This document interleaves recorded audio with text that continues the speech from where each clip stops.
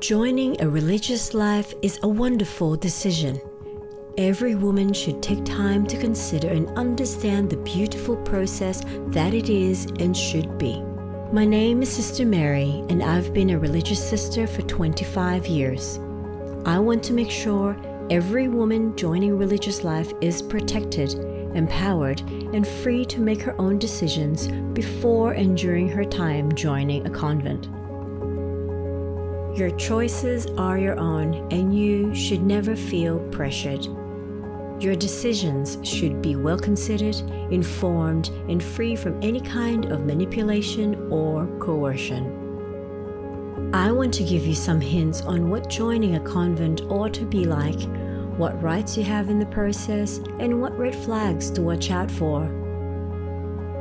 Joining religious life is a wonderful experience that should lead you to flourish in a positive, supportive community, not one that leaves you scared, confused, or alone.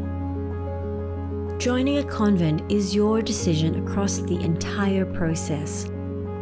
This process starts from the first thoughts and conversations you have about joining to the moment you take your final vows. If you feel pressured into religious life, this is a red flag. Pressure can be subtle.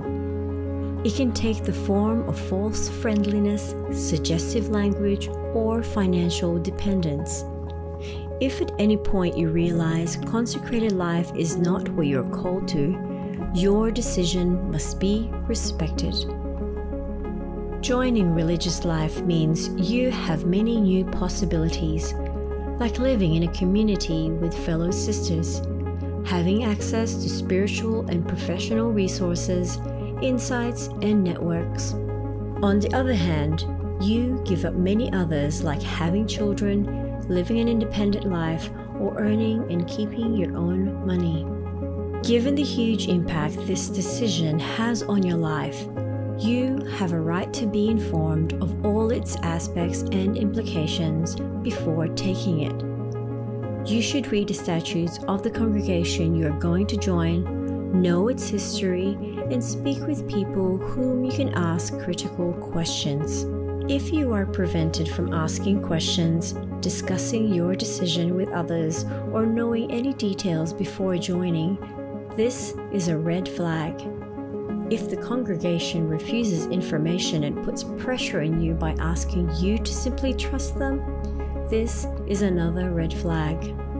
Religious life is not uniform. There are countless congregations and orders, some more dedicated to a contemplative style of life, some to studies and teaching, some to social work. Make sure you research a variety of communities before you decide which one to join. If you encounter a community that pretends to be better than all others, this is definitely a red flag. Joining a religious life does not erase your individual personality and freedom. Of course, when you start living with a community, you will inevitably be adapting to a different schedule, a particular kind of spirituality, and new experiences. However, if your personality changes to a degree that old friends, parents, and siblings do not recognize you, this is a red flag.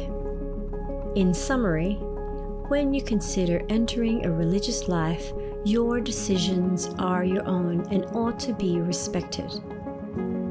Before joining, research a number of different communities to get as much information as you want in order to make up your mind.